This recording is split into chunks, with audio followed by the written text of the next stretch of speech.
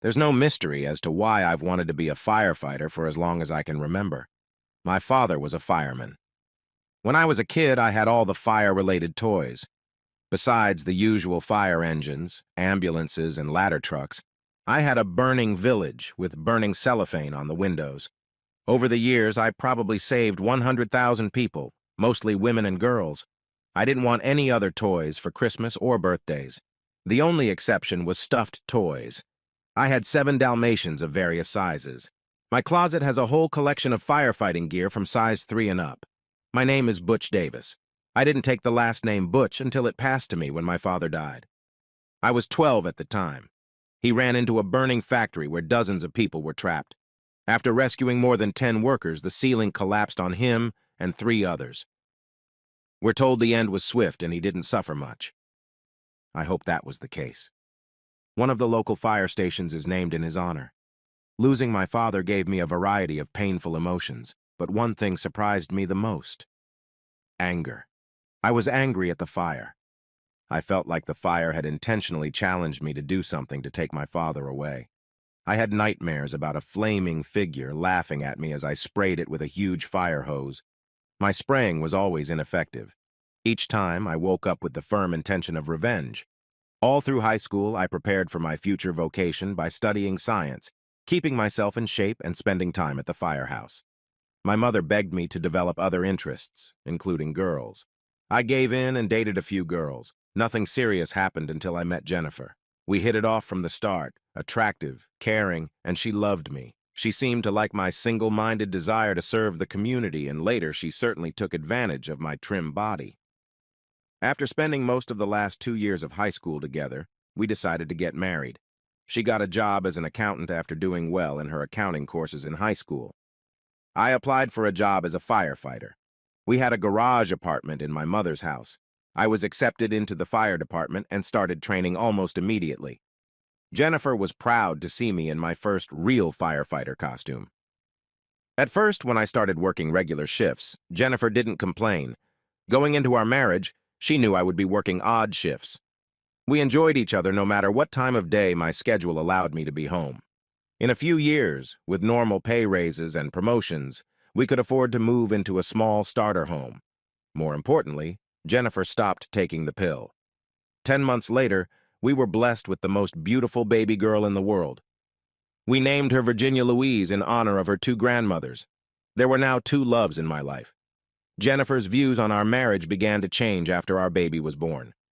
First, although she had a normal pregnancy, Jennifer stated that she didn't want to go through that again. She pressured me to get a vasectomy because taking the pill made it difficult for her to maintain her ideal weight, and condoms reduced her pleasure. We could always adopt if we wanted more children. My interaction with Jennifer became more valuable to her because of the amount of time she had to spend with our young daughter. She needed my help with the baby, but she also didn't want to lose time with me. In addition, I began to hear more and more often that she was worried that I might get hurt or killed on the job, leaving her alone to take care of Virginia. I brushed off her concerns. For as long as she had known me, she knew I was going to be a firefighter. She was going to have to adjust. My disrespect for her concerns was a big mistake on my part. A couple years later, I went to cross-train as an EMT. Within 2 weeks, I was spending regular evenings at home. Jennifer was thrilled. I got to play every night with Virginia, and I got to play later every night with Jennifer. Jennifer said often and emphatically that that's the way it should be. She and I both regretted it when I went back to a regular schedule. It didn't seem to matter much to Jennifer that my being in the ambulance as an EMT meant that I would have less chance of being exposed to danger. She said that all emergency responders were in danger. When Virginia was old enough to go to school, Jennifer went back to work. She learned that she had a new supervisor who had recently moved here. Jennifer said he seemed like a very nice man who was raising a girl Virginia's age after losing his wife in a car accident. His move here was partly motivated by a desire to get away from a town with too many memories of his wife. Jennifer said he often had a sad expression on his face. She expressed regret for his situation. I didn't see a red flag. Time went by. I continued to be consumed with my work and spending as much free time with Virginia as possible. I didn't notice that my time and expressions of affection for Jennifer diminished during this time. I agreed under the assumption that we were a typical family, and it would always be that way. That was my feeling until I received the divorce papers. After being served at the fire station, I took a sick day and drove home to talk to Jennifer. She was finishing packing. I couldn't find the words, and she had a lot of words. You must be shocked because you had no idea about our marriage for years. My concerns for your safety and the fact that you willingly sacrificed time with me just meant nothing to you. And don't you dare say, I didn't see that coming. It was done for you to see. You just chose not to see. Here's the thing. When Art became my boss, we bonded. He was suffering from the loss of his wife. I suffered the loss of time with my husband. We both had daughters the same age that we mostly raised on our own. They go to the same school and after-school clubs. Initially, we talked mostly about them. I lamented how little time you had for our daughter and even less for me, and don't you dare equate the time you played with her at night with what I had to do with her the rest of the time. Art and I used to talk to each other. Remember when you and I used to do that? Art and I comforted each other. We cried together. We hugged each other sympathetically. Eventually, we fell in love.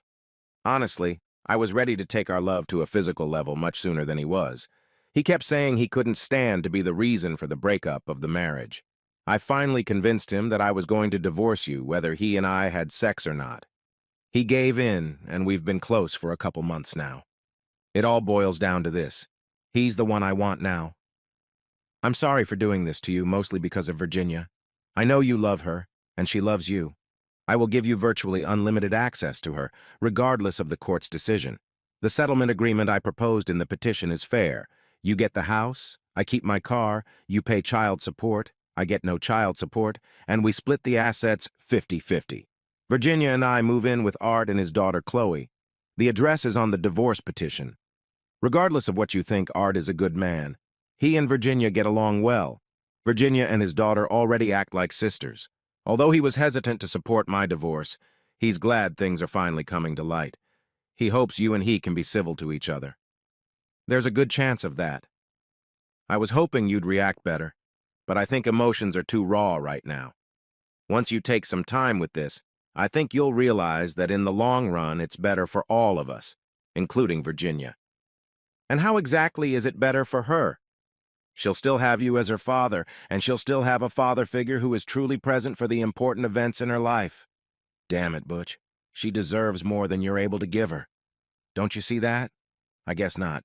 Let me know when you want to see Virginia. She already knows what we're doing. Please understand the tension she's under and try not to make it worse.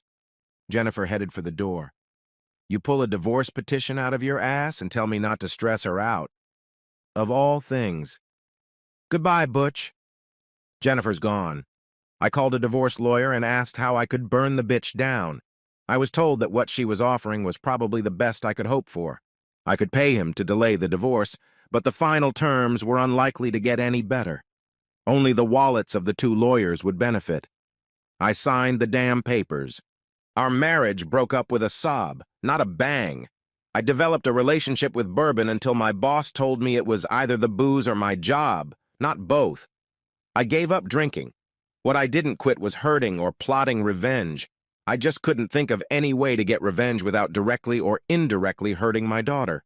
Virginia, however, hurt me more and more every time I saw her. She was reluctant to go anywhere with me unless her new sister, Chloe, could go too. When I heard her call Art Daddy, it broke my heart into pieces that hadn't been shattered yet. The first time she canceled a date with me because of an important family event did it for me. I couldn't bring myself to schedule another visit. Jennifer found some appropriate words for me to dump my child. I found some choice words for Jennifer and the jerk ruining my life. I tried to focus on my job, the job I was born to do, the job I'd always dreamed of, the job that cost me my family. In truth, I can't really blame the job so much as the fact that I let it consume me. I willingly admit my guilt about that. For all my dedication to my duty, it's fair to say that most of my work was boring. I usually drove an ambulance. A few times they had me working as a firefighter, but 90% of the time I was an EMT. Most of our ambulance runs were for either dead or dying people.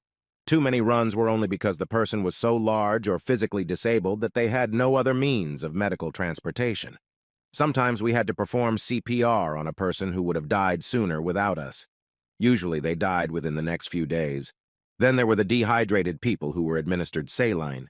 We were rarely called to where there was a fire, and even more rarely did we treat people for scrapes, cuts, or smoke inhalation. Like I said, boring, that is, until... The alarm clock rang and I ran to the ambulance. Pulling into the driveway, I got the address of Virginia's after-school circle. Shit. My daughter would be there at that time. I put the pedal to the floor. I rammed a couple of cars that just had to try to make it through the intersection before the ambulance arrived. "Sue me, assholes!" I made my way through the stream of cars and took the last corner on two wheels. The sight I saw shook me to the core. Flames were shooting out of several windows of the Circle building. I parked the ambulance and ran up to a group of kids and a teacher I knew. "Where is Virginia?" "She and a few others are still inside. Please help them." Before she could even finish her sentence, I was already on the move. I ran through the open door, unsure of what I was about to run into. Flames erupted around the door jamb and I was burned. I'm not sure how I broke down the door to the classroom, but I did. There was a teacher lying on the floor. I told her to get the kids to crawl out the door. She and the kids headed for the exit when I heard, "Daddy, Daddy, help me." It was Virginia. A bookshelf had fallen on top of her. I picked it up like it was made of paper. I grabbed my daughter and pulled her outside. I picked her up under my arm and ran on my knees to the door, trying not to inhale the smoke. When we got to the front door, the teacher and the other kids were still there. The flames around the door were preventing them from getting out. Remembering what I saw when I walked in, I realized I should just shoo them out the door. They were too frightened by the flames to try to get out. There was no time to convince them to just run through it quickly. I threw the teacher out first and then started throwing the kids out the door, hoping the teacher or someone else would be there to get them away from the building. Virginia and I were the last ones out, and my ass was literally on fire. Once outside, I sat on my butt and breathed the fresh air. I felt great. This is what I had been practicing for. This is what I practiced with my toys as a kid. It was... Virginia interrupted my self-praise. "Daddy, Chloe's still in there." Oh, please, dear Lord, let her be wrong. I looked at the teacher who was examining the rescued children. She looked at me with intense fear and screamed. She had gone to the bathroom before the fire broke out. I immediately pleaded, "Daddy, I'm coming. Either help me through this or prepare a place for me. If I die, I'll be there in time for dinner." Before I could move forward, my boss grabbed me. "Damn it, Butch, I order you not to go back in there. You'll just get yourself killed. You hear me?" I lowered myself sharply, as if submitting to him, resigning myself to the facts. Then I turned around and hit the chief with my fist. He went down. I put on his fire jacket, helmet, and oxygen supply. I ran toward the door, which was now completely engulfed in flames. I was wearing only my normal pants and shoes on my legs. As a result, my left leg and foot were burned upon entering the building. I could tell I howled from the pain and the nauseating smell of burning flesh. I soon realized that I was short of oxygen. The plastic tubing going from the mask to the oxygen tank had melted. I took off my mask and it felt like I was breathing flames. I strained my memory to recall the location of the restroom. Somehow I ignored the flames, opened the door to the restroom, and immediately closed it back. The toilet gave me a brief respite. Chloe was lying on the floor, unconscious but breathing.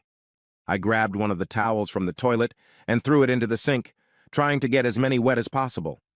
After wrapping Chloe, especially her head, in the towel, I took her under my right arm and tried to direct Walter Payton, who had interrupted a roll-up, and score a touchdown. The flames acted like waiting halfbacks.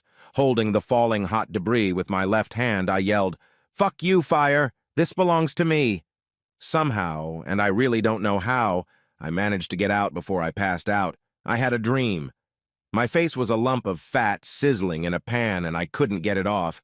I shuddered and woke up. "Doctor, he's awake!" The voice was familiar.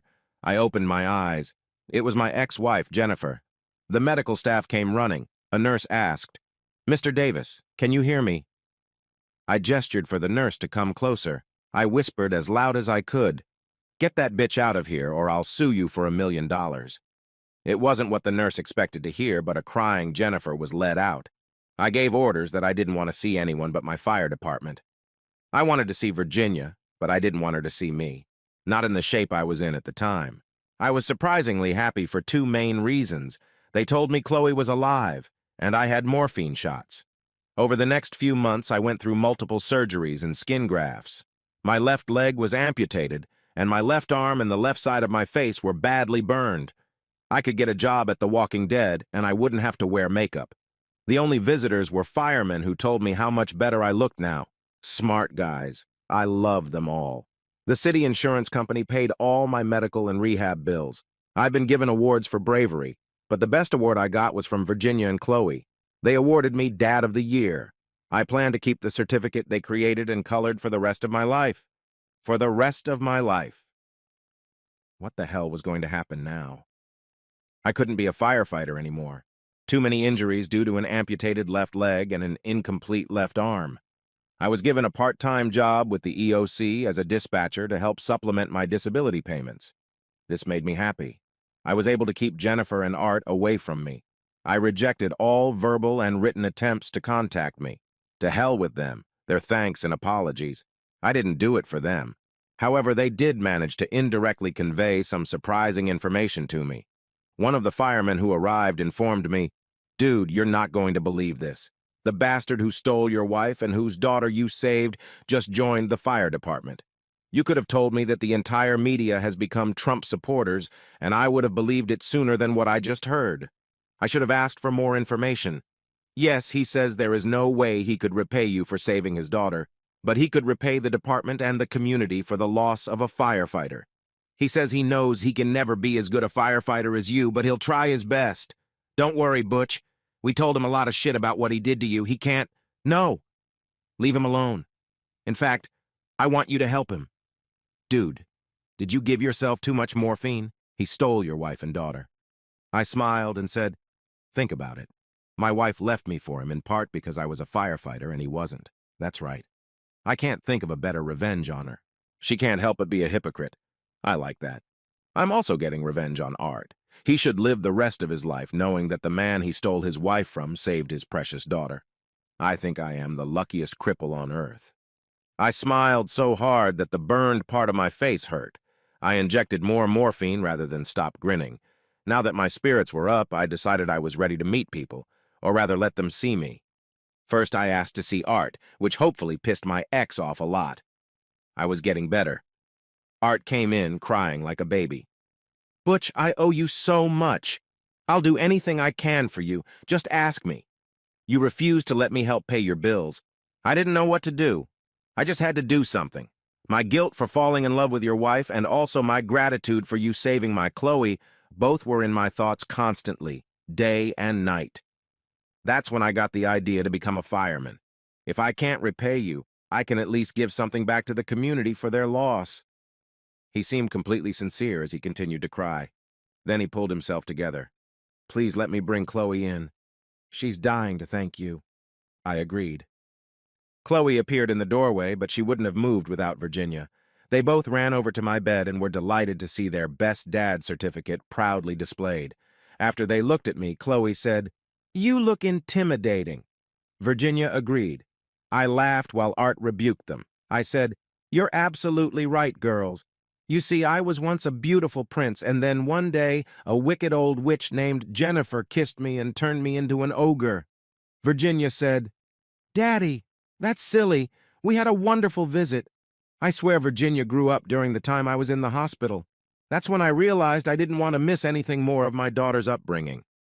Art came back a few times with the girls, but we also got to know each other better. I'll be damned if I didn't start to really like this guy. It helped that he never asked me if I'd agree to talk to Jennifer. He rarely mentioned her at all. On one of his last visits, I brought up a subject I'd been thinking about for a long time. "Art, I hope we can get my visitation schedule back on track. If you and Jennifer agree, I'd like to see Virginia more often now that I'm not a firefighter." Well, that would be more than acceptable for several reasons. One is that I'm a firefighter now, and you know what that means in terms of schedule. The other is that Jennifer left me and the girls.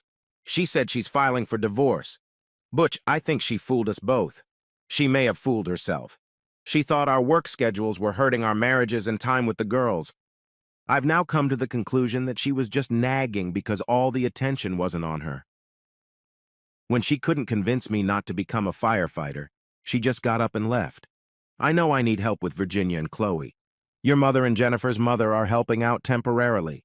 Also, in case you haven't figured it out yet, Virginia and Chloe are now an inseparable couple. You can't have one without the other.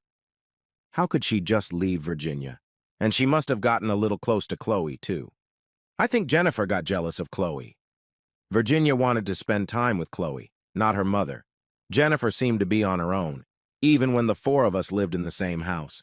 Her last comment after telling me she didn't want custody was, "Girls seem to prefer their fathers anyway.